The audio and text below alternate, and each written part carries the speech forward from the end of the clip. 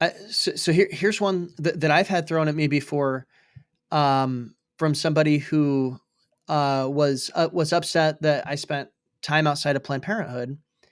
And this isn't the example that we have later on. This is somebody confronting because they didn't want to go out there. They said, yeah, but there's all these other issues in the world too. So why do you have to go and be outside of Planned Parenthood?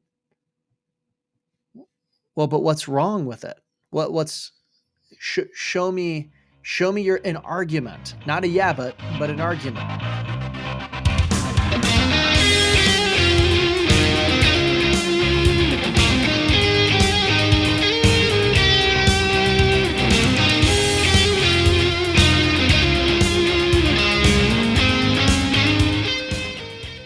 Welcome to the Wokepedia podcast. The Wokepedia podcast is brought to you by Enemies Within the Church, and you can check that out at enemieswithinthechurch.com. And there you can find all of our content and all sorts of other good stuff. And of course, you can buy your copy of Enemies Within the Church DVD or Blu-ray. And it is an incredible documentary that goes over how Marxism and socialism and wokeism and all kinds of other stuff have infiltrated into churches. And of course, we need to get rid of that through the preaching of the gospel of Jesus Christ.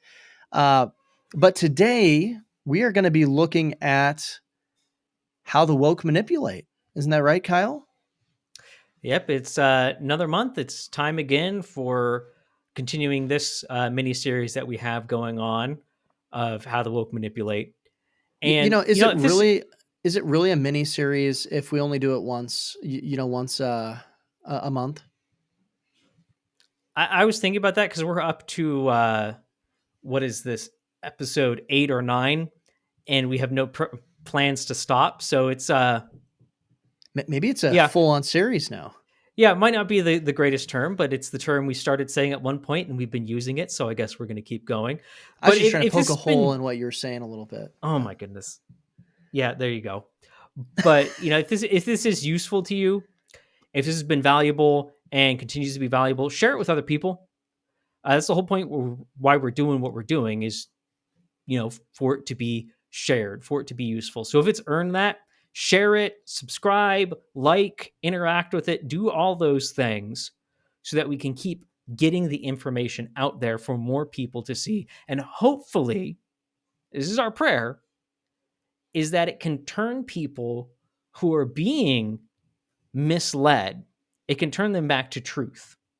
That's right. That's really what we want to do. But we also want to make things robust for you. We want you to have a robust defense. We're a tool here. That's all we are. That's all Wokepedia is. You guys are the ones that are doing the actual heavy lifting. We want to support you. If you believe that we're successfully doing that, then support the content. But Sam, what are we going to be talking about today? You already alluded to it, but name it. What are we talking about? Kyle, I do have to say, I think that's the best light I've ever been called a tool before. And when you called us a tool, I've been called that before, but never in such a positive way. No, but we're going to be looking at Poke-holeism, which is kind of an interesting thing because a lot of how we've looked at this woke manipulate so far is that we've kind of really gone through either emotional tactics that they use or maybe a logical fallacy that they like to employ quite a bit. But this one kind of, a lot of it fits under this umbrella, and it is something that they use quite a bit. How would you define Poke-holeism? So, what you're already saying, it's not a singular line of reasoning. It's not a singular fallacy or just a specific tactic, but it's a much more overarching general strategy or category of argumentation that they might employ that'll cover a lot of different elements, a lot of different fallacies, a lot of different lines of argumentation. It's kind of a catch-all for a broad segment, but it's the idea of trying to poke a hole into someone's position, then declaring it defeated. If I can cause doubt in one part, then that means the whole can be rejected. That's the general idea.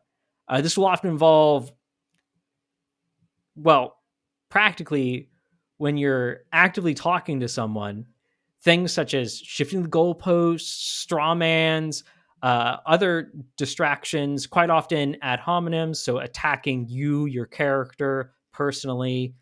Um, Now, this can also involve finding actual fault with a point that you've made. So they might be able to just point at something and say, that is actually wrong. And yeah, it is. Now, how does that defeat my whole argument? Uh, if we could put it this way, it's about finding a beachhead for rejecting your position. And if it's too small, exaggerate it with whatever attack or fallacy will stick. Right. I it's the only thing that's coming to my mind, and this is it probably shouldn't be, but is it is merely a flesh wound, or it's only a flesh wound, in your argument. Except in this case, it really would be at worst that sometimes it has nothing to do even with the argument. I think that's important, but we're going to be looking at this as a tactic, because it's really not designed in any way to refute your argument, whether it's an honest refutation or a dishonest refutation. It's really, we're going to be looking at it as the tactic of just poking that hole and then dismissing, because that's really what we're getting into today. Um, Mm-hmm. it, and I think this is interesting because when we're going through the examples of this, both me and you have actual personal examples that we're putting into this, that immediately came to our mind. And then we found other examples too. And then actually, I think we have one potentially on here about Wokepedia, that somebody's tried Poke-holeism against Wokepedia itself. Probably more than one person has. Yeah. But we're also, we want to get into later on how to respond to someone who's using Poke-holeism. And this is important to understand, not just to identify the problem with what they're doing, but how to respond to it. So I'd Yeah. encourage you to stay with us until the end so that you can go and find the solution as well as being able to identify the problem. Um, but as me and Kyla both had this happen to us, we want to hear from you if you've had this happen to you. If you're listening and you're going, I've had this happen to me so many times, because sometimes it might just be that you get into the heat of the argument and you don't even realize that it's happening to you. As I was Mm-hmm. thinking through this episode, that's happened to me. And so you can contact us at contactwokepedia@gmail.com. Once again, that's contactwokepedia@gmail.com. Send us an email. Tell us about how somebody has used Poke-holeism against you. And because we want to hear about it. It's always good to hear that we're not the only ones that this happens to. Um, Anything else we need to really get into before we get into the examples, Kyle?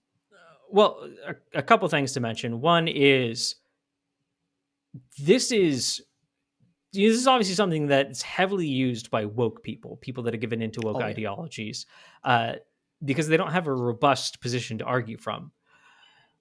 But this is common just in society in general. Whatever Yeah. camp you're in, this includes conservative Christianity. We can't give into that. When we reject an idea, it needs to be for solid and articulable reasons. Uh, Hmm. Even if you don't know every detail, you need to be able to stand up and say, this is wrong for XYZ, at least XYZ, and the biblical position is ABC. You have to be able to show why their argument doesn't work, not just Hmm. a tiny little piece of it, but the argument itself falls apart and what the actual position is. Far too often, things are tossed under the principle of poking holes, not because the argument has actually been defeated. This leaves you in a more vulnerable position. So if you've just used poke-holeism to defeat an argument, you probably don't fully understand why it's wrong. It leaves you more vulnerable to be influenced by other forms of that argument. Um, See our episode on how the woke manipulate operating in their paradigm. It's Right. that sort of thing. They'll accidentally get you into a position where you're starting to argue from their uh, their foundational points. But it's also for those around you. There are people that are watching what's going on, and if you're not giving a robust defense, well, they don't have a strong footing to stand on. And like I mentioned, this is why we do Wokepedia. It's for you. It's not just because we want to give you some answers so you can regurgitate them. We want you to grow, understand these things, and understand how to respond so that you can go out and apply the information. We hope that we're giving you wisdom, not just knowledge. And again, give us feedback on that so we know if we are successful in that or if we need to do a better job. We're willing to go back and cover topics we've already mentioned if we did not make it clear. But Sam, let's move on to examples. Let's move on to examples of poke-holeism so that we can solidify this point. Yeah. And I mean, the first example, it comes right into this whole idea of, if you remember back in watching Looney Tunes days, it was Wabbit season, but this one is Yabbit season, right? It's the case of the yeah buts. And yeah, but such and such. Yeah, but what about this? Yeah, but what about that? And this is one that has happened so many times that I remember when I first started speaking out publicly, I would fall into poke-holeism all the time of people who would do it to me and would spend all day responding to people saying, yeah, but what about this? Yeah, but what about that? And they would never go all the way down to this. And it would be rabbit trail after rabbit trail after rabbit trail after rabbit trail, just trying to get you to change your direction.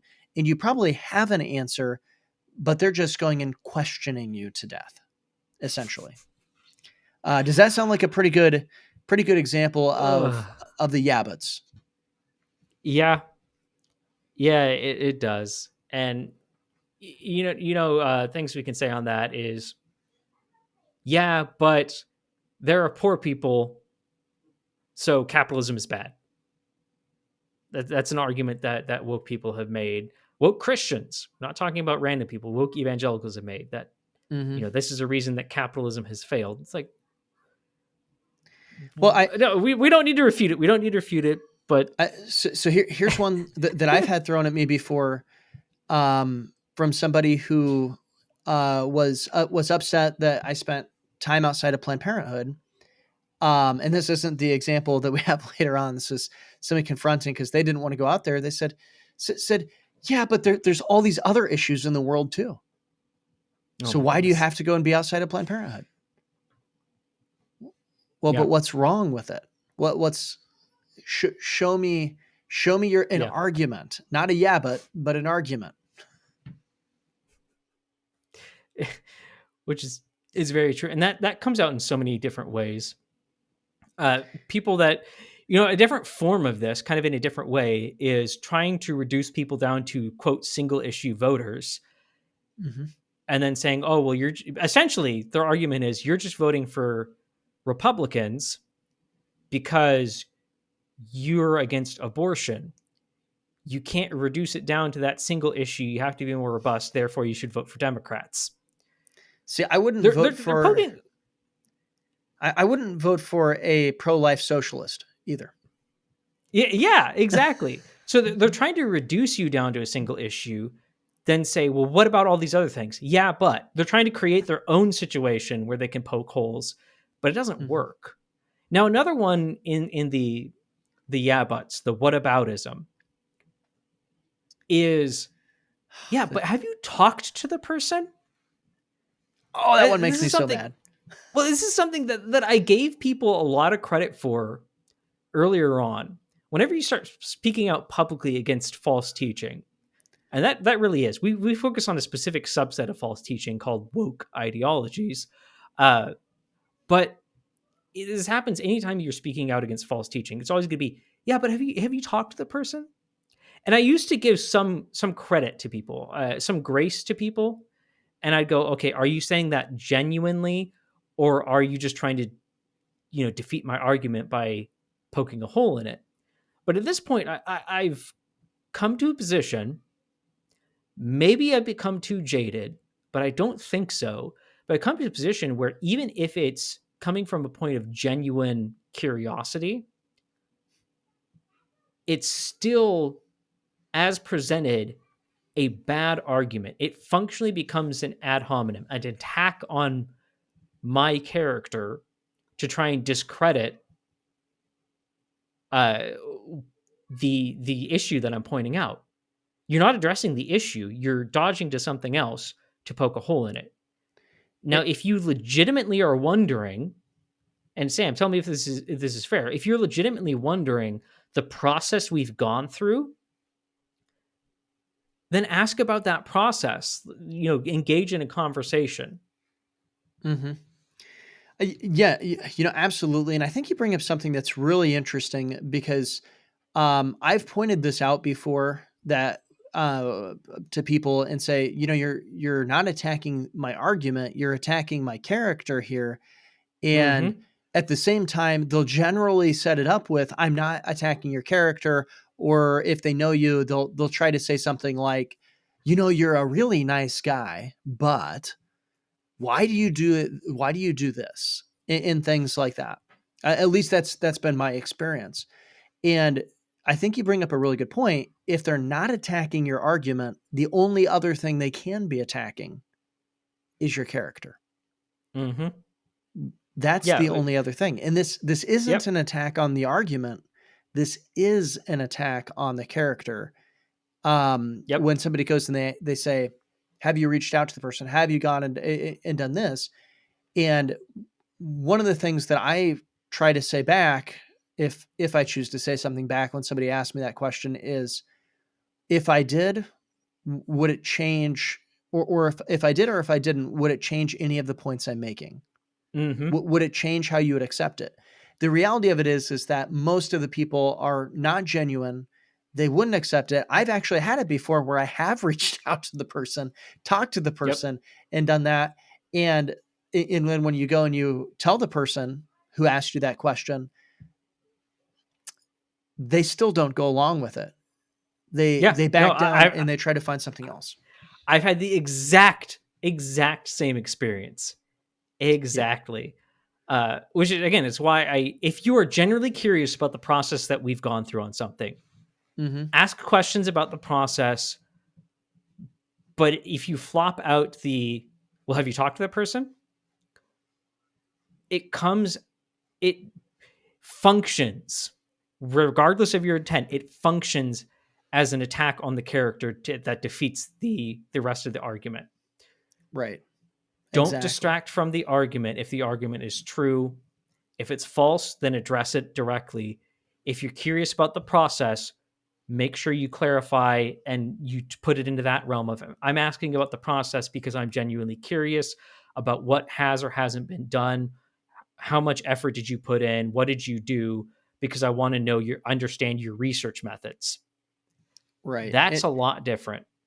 But you bring up something right there that poke-holeism is all about. It's all about distracting from the argument because they Mm-hmm. can't engage with the argument.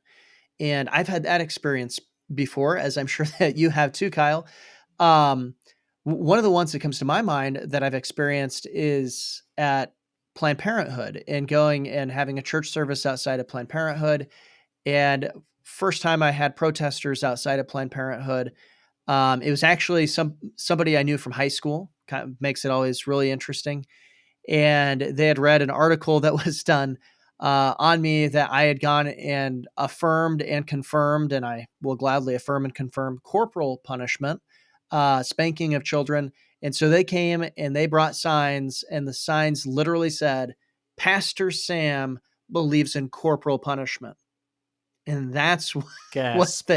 they held out as people were driving by. You don't need to listen to this guy because he believes in spanking children. I'm sure that there's some connection in consistency or at least following for them of, hey, you have no right to speak to the murder of children, so called, as to what you're saying because you believe in spanking children. But they probably didn't think through the logical implication that means that for some reason they think that it's wrong to spank a child, but it's right to rip them limb from limb. Yeah. Which Which that's something that we should probably talk about at some point. Is sometimes I'm trying to think of the right way to phrase this, but arguments that are made that are non-arguments. His point didn't actually make it was just to tear down yours. It didn't make a case, Mm-hmm. and his case is probably something he wouldn't actually agree with.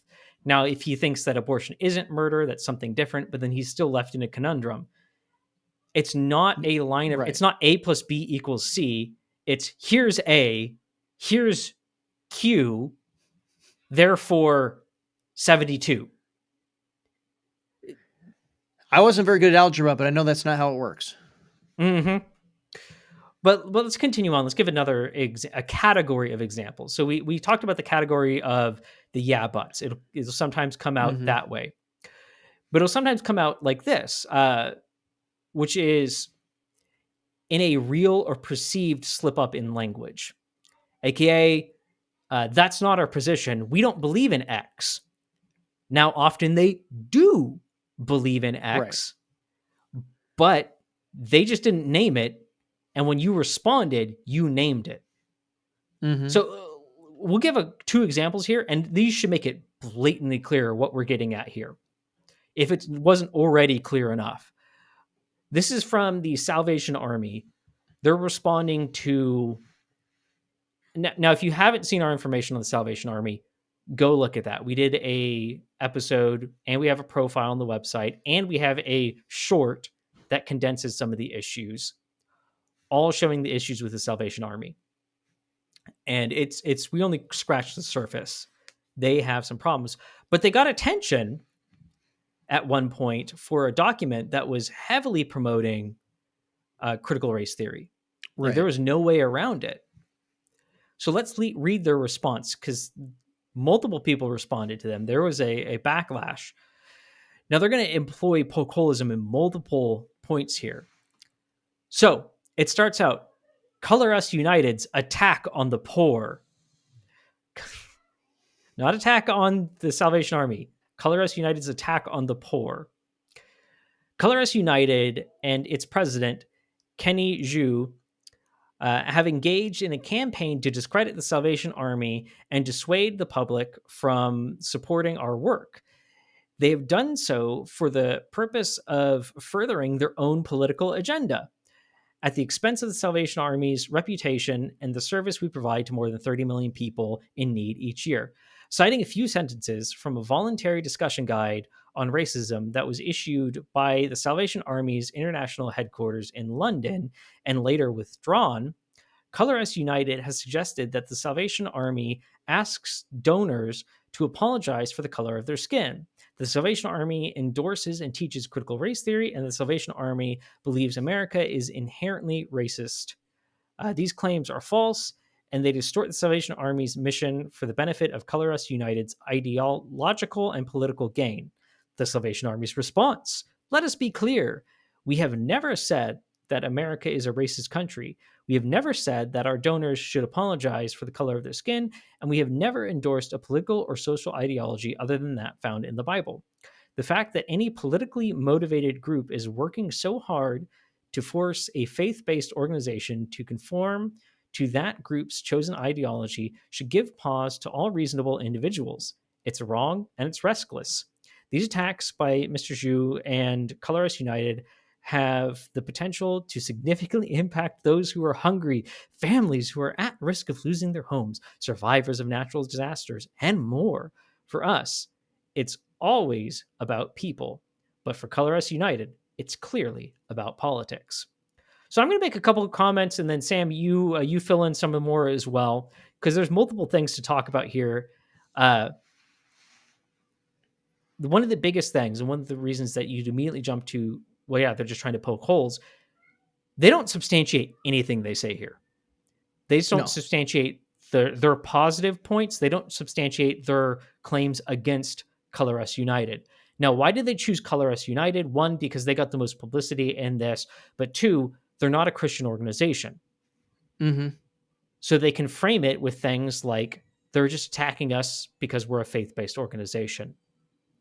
Now, there are three main critiques in here, and why it fits into the category of, that's not our position, is that they were accused of teaching critical race theory, that they're accused of asking donors to apologize for the color of their skin, and that America is an inherently racist country.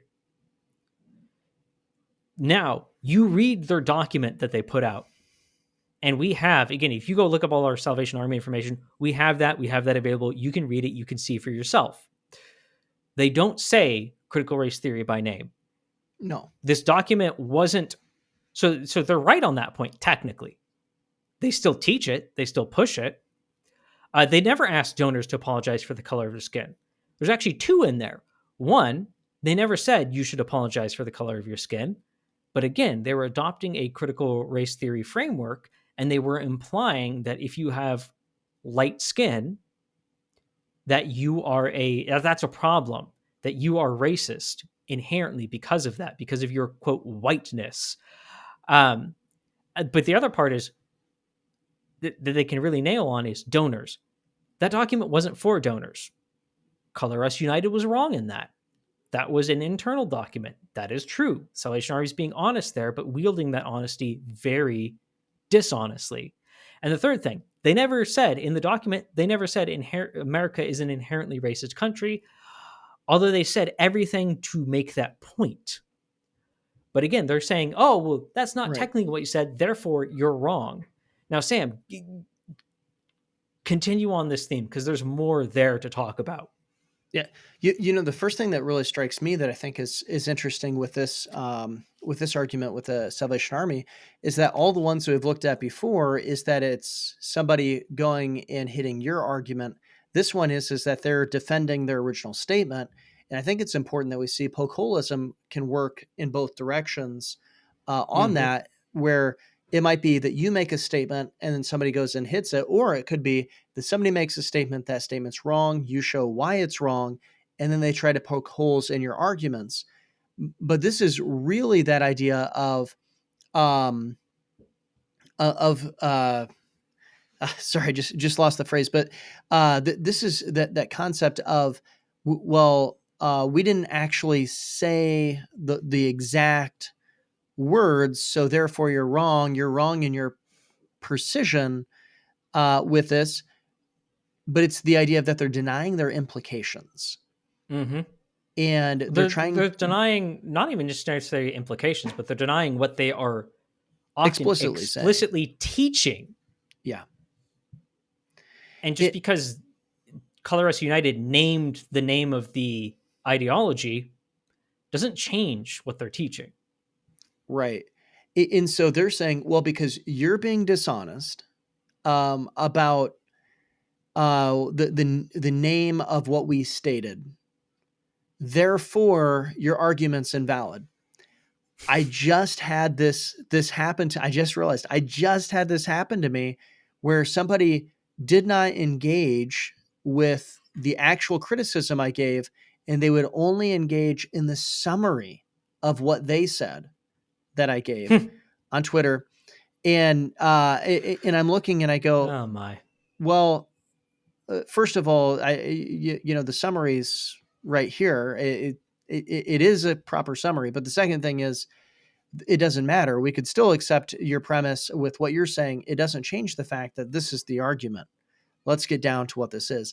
It's a distraction. And that's what Poke-holeism is all about. If you want to go and to understand, it's to get you to be distracted, to run after something that doesn't matter to the argument. And that's what Salvation Army is doing here. Oh yeah, 100%. A funny experience with that. I had someone critique me for that same thing that you were just talking about. And my response, because their biggest gripe was that I wasn't using the exact words that they used, that I was misrepresenting them, so on and so forth. So I just quoted them. I just put huge block quotes rather than summarizing what they had said. I put huge block quotes. So the response was to insult me and ban me. Right. And I was like, oh, okay, that's Yeah.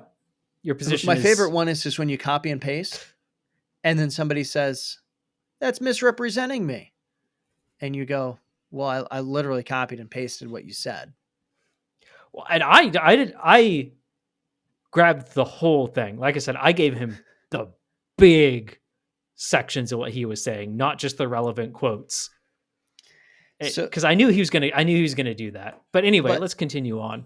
yeah, well, Um, and you've had some experience with this, not just with Salvation Army, but also with Dottie Lewis, right?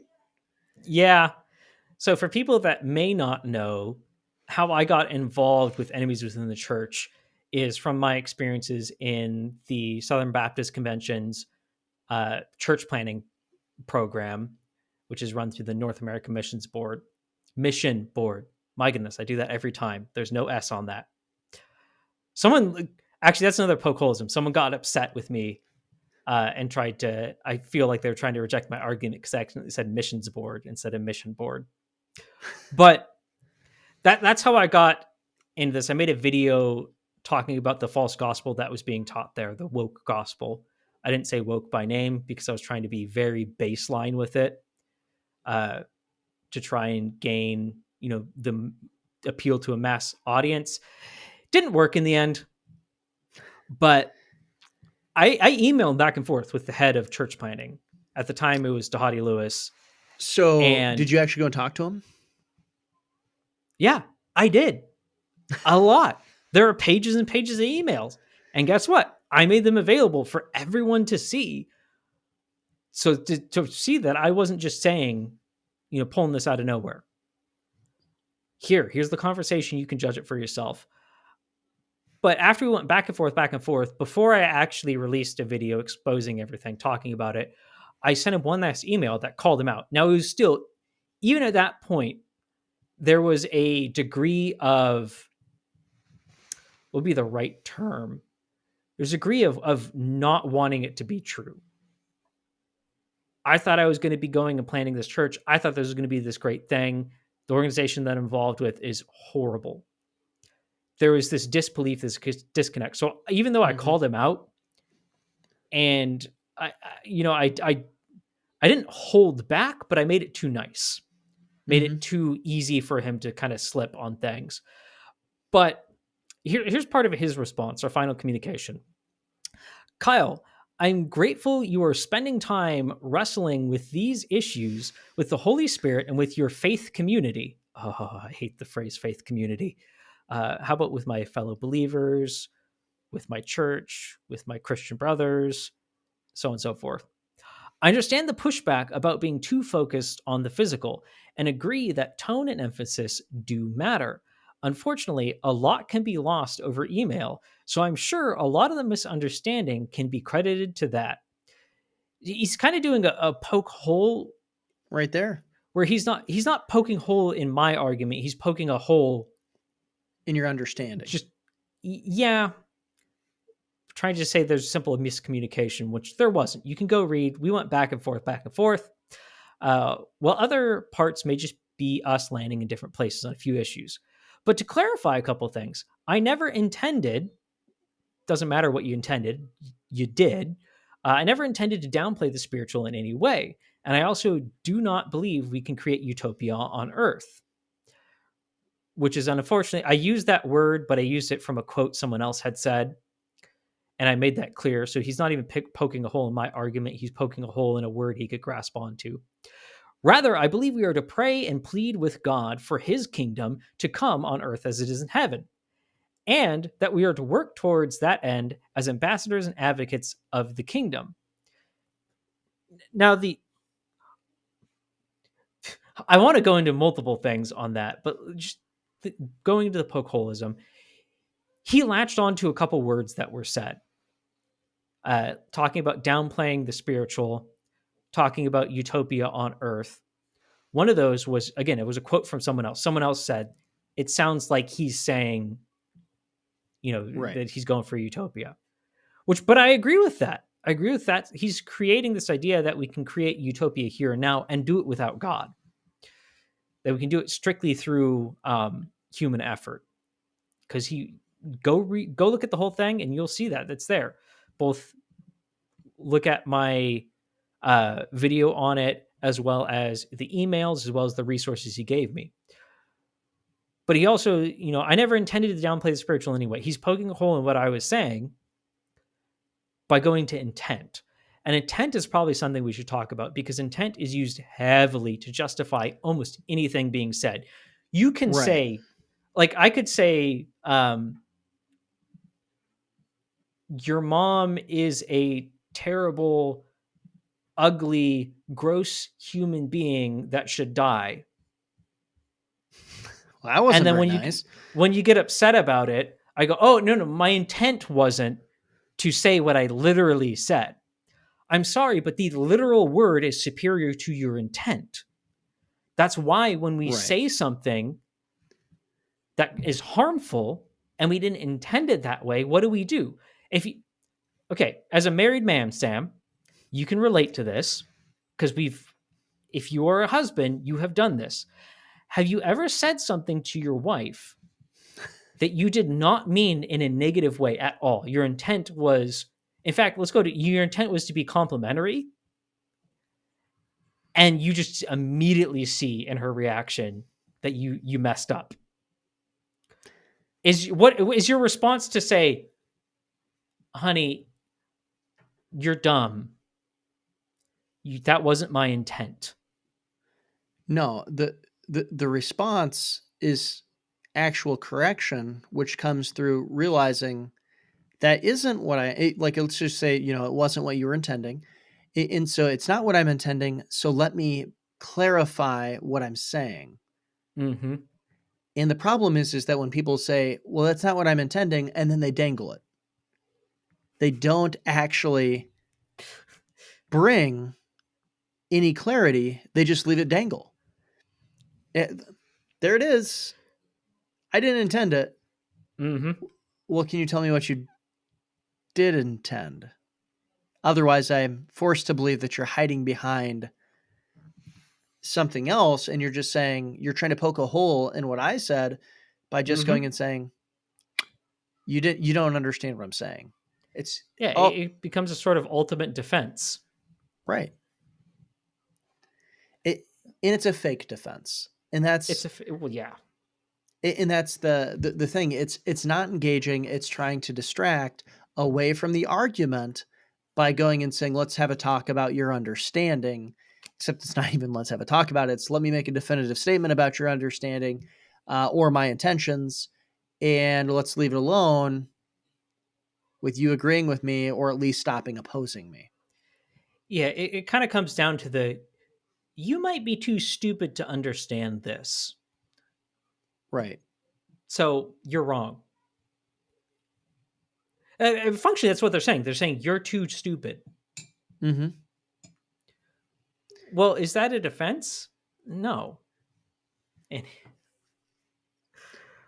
I mean, it's not a defense, and one of the problems is that when you look at the vast majority of stuff that we're talking about, the woke, we're not talking about quantum science and string theory here.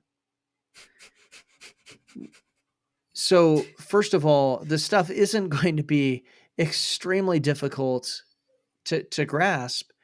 And if there's an issue on grasping, it's probably more of an issue of clarity and communication. That's exactly. I was really going where to say that. this is going to come back to. I'd say 8 times out of 10, the problem is on the communicator, not the recipient. Right. And that might even be generous to leave a 20% chance that it's on the recipient. Right.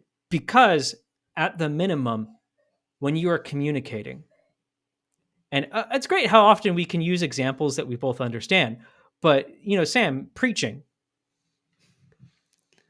is it if you were to end a sermon and talk with, and everyone in the church just says, we didn't understand anything you were saying, whose responsibility is that? It's Who was the one that had the job of communication? Right.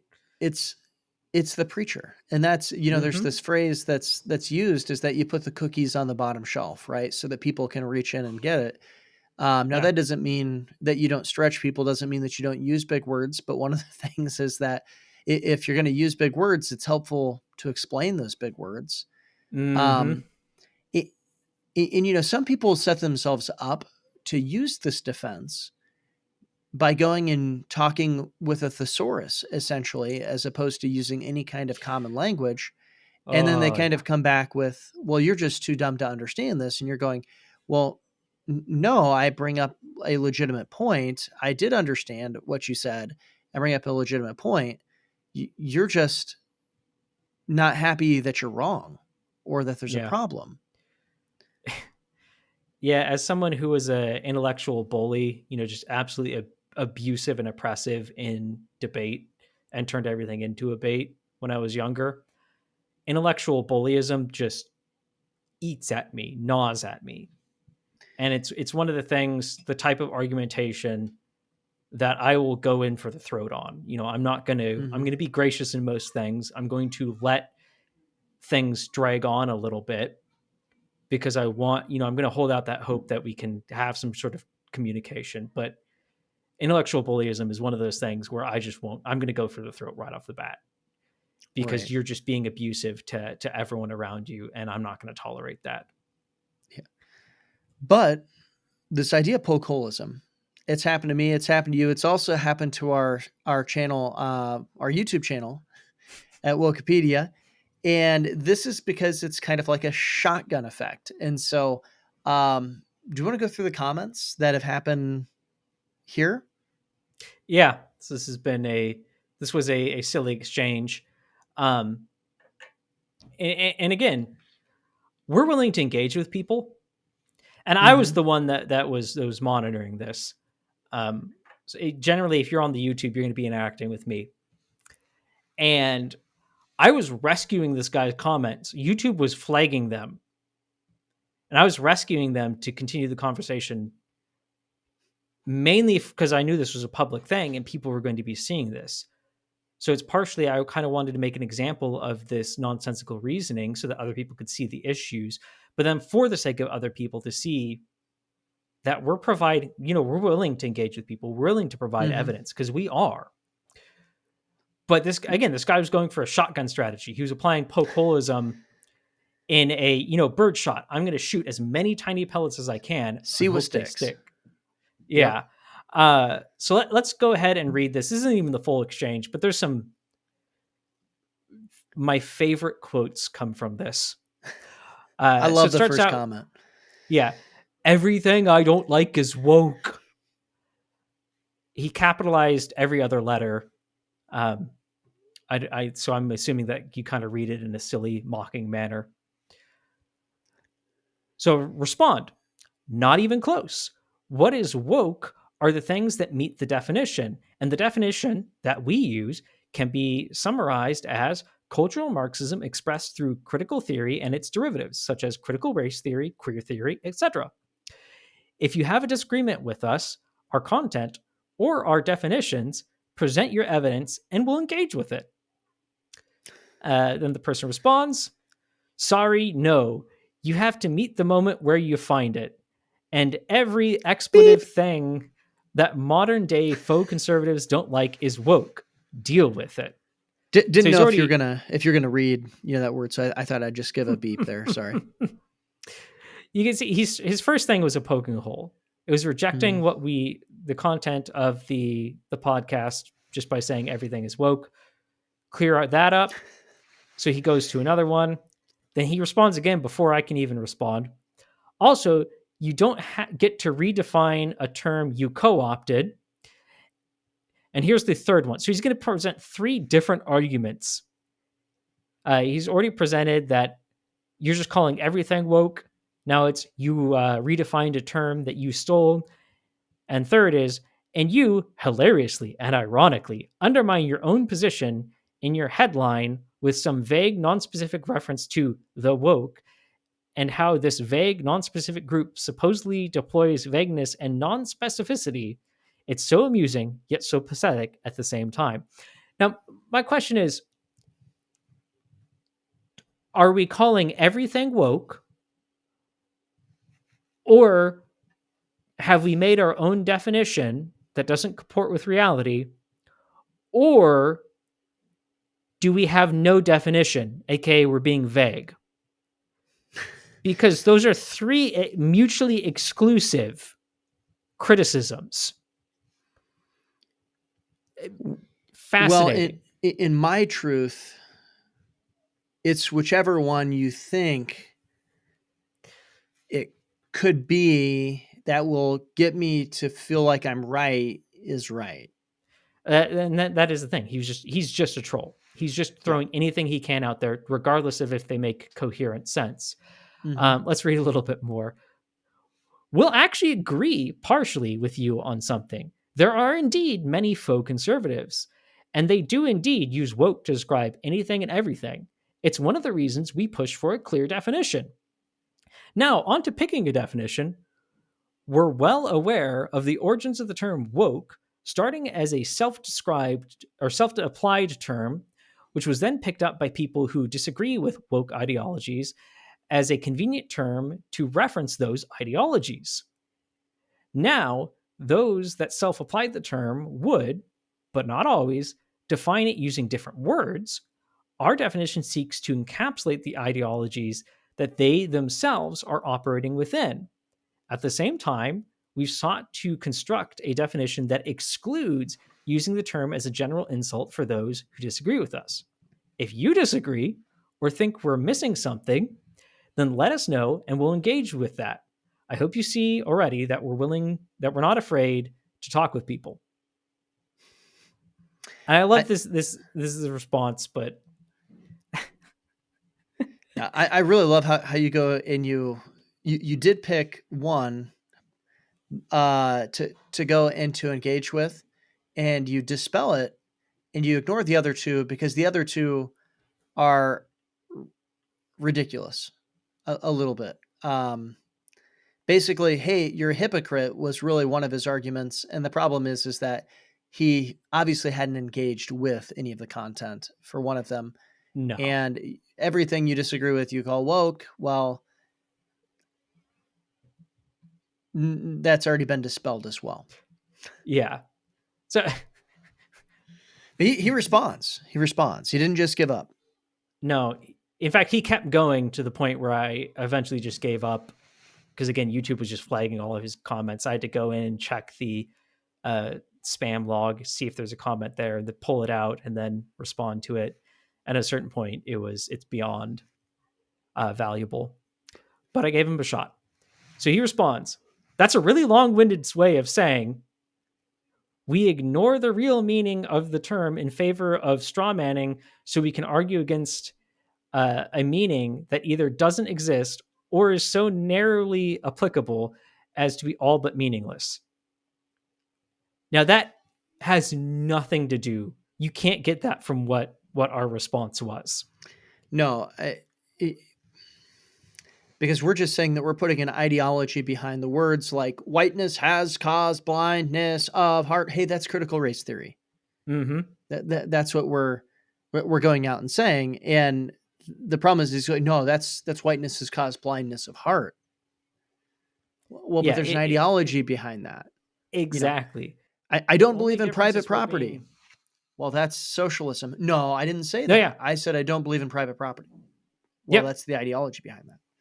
We're making a clear definition, arguing from there, and the definition both is clear from our side arguing against it because we're going to the core ideologies, but is also fair to those people that are using it because it lines up. And in fact, later on, because he wouldn't give it, I actually gave him dictionary definitions and applied usages of it.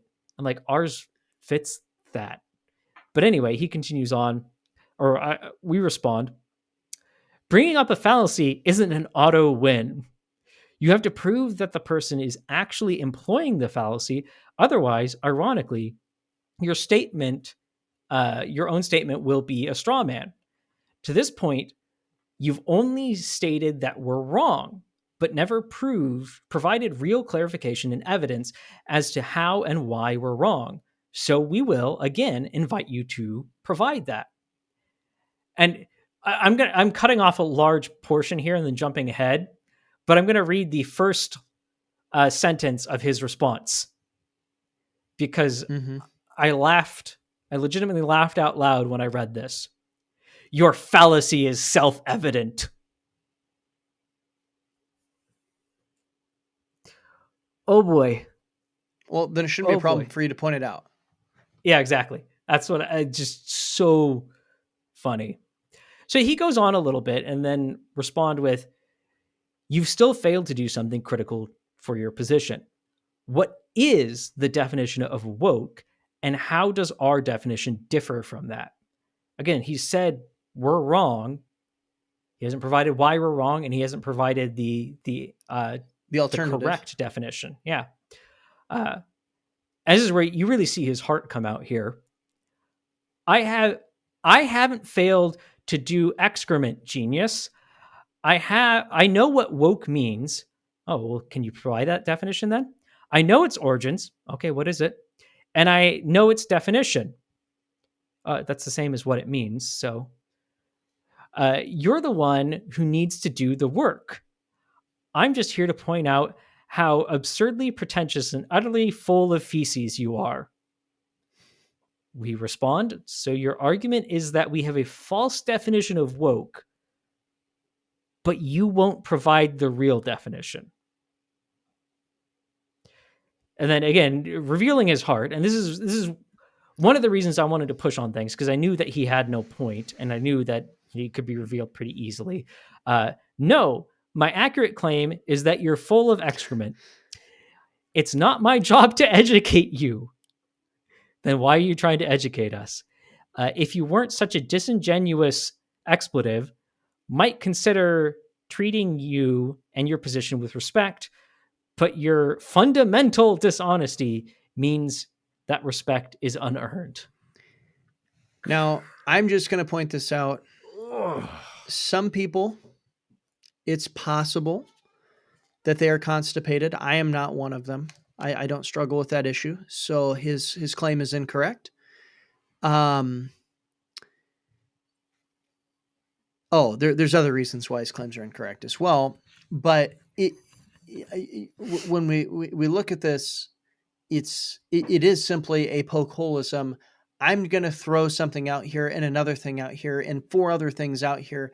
And it's a shotgun effect. And we're going to see what sticks. And if you go through and you see a systematic way of engaging with him, it goes and it shows, well, you're wrong because you don't have the right definition. You're wrong because you don't know the origins. You're wrong because you're not going to tell us what it means, even though that's the same as definition. But, well, what is it then? If you're actually making an argument, please tell us what it is, what your argument is. Mm-hmm. And the response comes back ad hominem, ad hominem, ad hominem. Yeah. Well, that's poke-holeism. That's just trying to distract away from the actual conversation. So what do we do when we're getting this situation? What do we do, Kyle? When somebody starts poking holes, what are the things that we need to remember? Well, I mean, there are a few different kind of options, kind of strategies to deal with it, and it'll change slightly depending on the exact method of poking holes that's being employed. But I think we first need to establish a couple things you shouldn't do. You shouldn't just throw your hands up in the air and say, you're a troll and Right. walk away, because you empower them in that. They feed Mhm. off that energy, and people see that, and they see you as the unreasonable one because you won't Yeah. engage. And You I've also done don't that want. before. I've done that before. Yeah, I've done that before Yeah. too. And you know what it does when you go and I remember the first time I found a little troll spray meme to go out there and to post under something. I thought, yeah, I got him. You know what happened? It was a troll spray, all right, but it was one that attracted 50 more trolls onto my page. Yeah. You empower them. You make yourself look unreasonable. You make yourself easy to push over, and Mm-hmm. they take advantage of that. The other thing, though, is you don't want to go down. And I know you're going to say it, so I'm going to say it first. I've done this one quite a bit. You don't want to get pulled down every shifting rabbit trail, Oh, I've done that. especially when the shotgun method is being used and they're just shooting Yes. things out there. Uh, you can't get distracted, which is a narrow road to walk of addressing what they're saying, but also not chasing every point, every rabbit trail.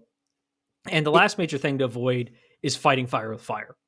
It yes. can be really tempting to go down to their level, whether that's, starting to just try and poke holes in their argument and then declare it defeated, or starting to use the same sort of methods that they're using, whether that's creating a straw man, beating that up, or just going to personal attacks. Mm-hmm. You can't go down to that. Yeah. And, I want to touch on that one of going down every rabbit trail, because a lot of you that are listening to this, that are listening to this specifically to gain insights on how to deal with the woke, how to defeat the woke, and in that ideology, and to see repentance. You're going to be coming from this with a genuine heart, and you want to see the people turn from their sin. You want to see them come back, or to come to Christ, I should say. And you're legitimately going into this with love and care. And I've been put in a situation before where this wasn't an online thing. This was an in-person thing. And the people had asked me about a position, and they said, "Well, will you write a paper on the position?" Which was kind of a ridiculous thing that they're asking anyway. But I ended up writing a 6,000 word paper on on the position. And I carefully went through to go and to find support, to go through almost every argument, or every argument I could think of anyway, to go through it, and to provide positive proof and historical proof of, hey, this position is connected here. And I thought these people were being genuine. And so I went and I sent them the paper. They come back with a million different questions, and that most of them have nothing to do with anything. And I say, well, I'm not going to be able to answer all these questions. Like, it would take me forever to answer them in writing.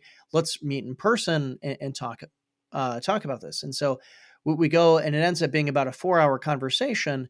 And it was, about, I'm not a fast learner. So about 3 hours and 30 minutes into this, when I realized that I haven't actually even been able to finish one single answer to the questions that they have, let alone ask a question of them, because there's obvious implications that they're making with the questions that they're bringing, that if they really believe that we're in trouble. And it was about 3 hours and 30 minutes into this that I realized they're not genuine. Now, this Mm-hmm. was, and this was a tough thing, because it came with a lot of sacrifice. It was, right before Christmas that they asked me to write the paper, and it was, during those times. And so, I mean, I spent my entire Christmas time a break, going, and after the kids would go to bed, not sitting down and spending time with my wife, but going and responding to this. And you listening to this probably have this kind of a heart. And so I want to warn you, don't do that. You don't have to answer all of the questions on the Mm-hmm. shotgun method. You're going to waste Mm-hmm. time. You're going to waste your life with that. And your wife might get mad at you too for going and saying, "Hey, why did you ruin Christmas? Why were you so focused on that instead of these things?"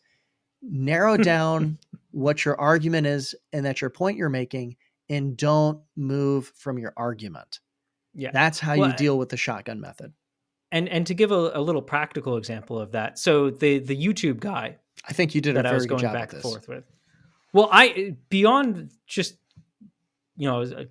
thanks. I'm glad you think I did a good job, but I knew exactly where I was going from the his first response to me. I knew I needed to go straight to provide the definition, Mhm. and I knew that's where the conversation was going to go. And so I gave him a chance. I just kept handing him rope and looked at what he was going to make with it. And once I saw that all he was doing was making himself a noose, I put the question directly to him. What is the definition?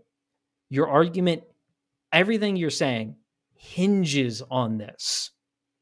Mhm. And you see immediately falling apart. But I knew, I didn't go into that ignorantly. I knew this is where the conversation was going to go. And I was going to Right. lead it in that direction until he would either, again, make himself a noose, or he'd toss the rope over to me and we'd actually have a conversation. We'd Right. both be able to grab onto it and there'd be a little bit tug of war. It would be a struggle, but we were going to have a conversation. So apply wisdom, know where you're going to go. That's the biggest thing. Because if you don't, that's when you're going to get off on every rabbit trail. And there are purely distracting rabbit trails. There's also sanctified rabbit trails, ones that are good, but they're still a distraction. Mm-hmm. And you've got to resist the temptation to go down those. Now, sometimes it's okay to start that conversation. It's okay to go, Paul did this a lot. And then he would go back to his main point and cover it later. But you can introduce it. Hey, you're asking this question. That's a good question. We need to address that. Here's a one sentence comment on that. But we need to answer this main point first. So let's continue that conversation and address the other point later. Bring it back. Right. Be a wise parent that always brings it back to the main point. If you're a parent, you understand that skill, and it is Mm-hmm. truly a skill in talking with little children and always having to, let's go back to what that's nice. Let's go back to this now. Yep. Right now, my sons really like Spider-Man, so you'll be telling them to go clean in their room or be telling them to do anything, and they're going to tell you about Spider-Man shooting webs. And you're going to have to tell them, well, that's true. Spider-Man does shoot webs and he does crawl up walls, but that doesn't change the fact that you need to eat that bite of supper. And so I mean, that's for all of you aspiring parents out there who are looking forward to it. That's a nugget for how life is going to be for a little bit. Oh Um, yeah. so just a quick practical tool that I use when it comes to Poke-holeism. I try to make a rule where I'm only going to respond to somebody 3 times in social media. Now that doesn't mean that's I always number one doesn't mean I always follow that rule. I'll go ahead and say that. Doesn't mean that you should always follow it. But one thing I always do, and I do follow this, is after responding the 3rd time, I always evaluate whether I think this conversation can go forward. Now, it could go forward, number one, in a way of actual conversation. Number two, it might be something like the YouTube one that you want to go and show, hey, this guy's using a fallacy, and I want others to go and to see that. And so then it is Mm-hmm. worth engaging in. But there's sometimes when I've just stopped the conversation, and it does look weird sometimes because they just asked you 50 million questions. And sometimes they go and they try to say, oh, see, you're a coward and you didn't answer. Well, what are they doing? They're proving when they do that their argument was never against your argument. Mm-hmm. Their attack was against your character. It was Yeah. against who you are as opposed to what you're saying when Yeah. they go and they do that.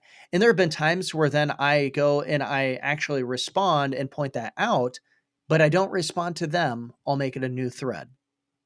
Whether that's on Twitter, it'd be a retweet in going and saying that. If it's on Facebook, it's just in a comment that doesn't tag them in it. Because the thing is then I'm not talking to that person. I'm talking to those around so they can see what that person's doing. And that's Yeah. another thing that I think is important. If you're viewing it as a debate that you're in, and it depends on the situation, but if you're viewing it as a debate, one of the things to remember about a debate, informal or formal, is that your goal is not to, I mean, you're happy if you can change the mind of your opponent, but really you're presenting your argument for the audience. Yeah. Yeah, no, that's a critical thing to remember. You always got to understand who you're talking to in more Mm-hmm. ways than one. Like, who's the actual immediate audience, and who is that audience? Who are they? Who are the people that are making that audience up? But know who you're speaking to. Know Mm-hmm. what the goal of the conversation is, and I think what you said there is incredibly valuable. is have principles in your mind of how you're going to engage in the conversation. When is it time to reevaluate? And what do you do under certain circumstances? What do you do if the conversation's just spiraled out of control after only 3 comments? How are you going to respond? Plan ahead, because if you fail to plan, you plan to fail. That's right. But the biggest principles overall is you need to stand tall. When someone Yes. comes at you that's just doing this poke, poke, poke, poke, I'm going to try and find your weak point, push through that, and then reject everything. Stand tall and prove yourself and prove your position to be reasonable. If they're coming with an unreasonable tactic, so you really just need to stand up for a minute and you'll expose that. Let them, you're a wall, let them smash themselves against it. What happens when you try and smash it up to a wall? Generally results in pain, bruises, and maybe broken bones. Let them do that. Point out what they're doing. Now, not just say, you're engaging in poke-holeism. No, point out, hey, you're not engaging with my argument. You're just trying to make a distraction by poking a hole. Right. And if you can state your position again towards a question, I think that's one of the things that happened in that YouTube comment is if you can go and restate your position and then put it on them to disprove it. Specifically come back to, no, this is what we're talking about. We're not talking about that over there. We're talking about this. That's one of the biggest ways to dispel this, because they have to either continue going down the route of, we don't know, find a new angle to attack, or they're going to actually engage, or they might just walk away. Yeah. It's the point of keeping yourself in a firm, rooted position and letting them, they're in a glass house. Their position is, if they're engaging in poke holes and just poking holes, they're in a glass house. Give them rocks. How do you Right. give them rocks? You make them talk, ask them questions, get them to explain things, force them to have to prove how that single hole destroys your entire argument. If you can do those kind of things, it's either they're going to blow up in some form, walk away, just result to only attacks, and everyone around is going to see that, or it's going to force them to calm down and actually have a conversation. And you'd hope that it changed their mind. Sometimes that happens, sometimes it doesn't. But again, it's an example for everyone around. They're going to actually get to see the issue debated, and you should be in the stronger position to debate. Again, you're going to win those around you. And remember one thing about poke-holeism too, they're not really presenting solutions. That's something there. So ask them for solutions, because they probably don't have one. Yeah. And that's going to it's going to show those around who are looking that this person's not about finding a solution. This person's not about actually engaging in an argument. They're just trying to discredit you. And that's really what poke-holeism is all about. And like we said, this isn't something that just the woke do. This is something that lots of people do. It just happens to be employed by the woke quite a bit. They like to go into attack anything but your argument and then try to discredit your argument by what they're attacking. And that's not logical. It's not biblical. Wisdom will consider. Wisdom, one of the traits about wisdom that we see in Proverbs is that it considers. It considers things. And poke-holeism is saying, no, don't consider it. Don't consider it because XYZ. Actually, it's not XYZ. It's because of this and this and this and this and this. It's not there. And so it's an unwise tactic. It's a non-legitimate tactic, and it's not a legitimate argument at all. So don't fall into the trap. Don't waste your time chasing rabbit trails. Um, Stay true, stay strong, and I think this is a good one to end it on here. Keep standing for the truth. We hope this has been useful. And, again, if it has been, like it if you're on YouTube, rate it if you're on place that rates, share this information. Contact us. If it hasn't been useful, contact us as well. If you have something that's more than something that could just be a YouTube comment or whatever it is, email us at contactwokepedia@gmail.com. But most of all, remember, don't go woke.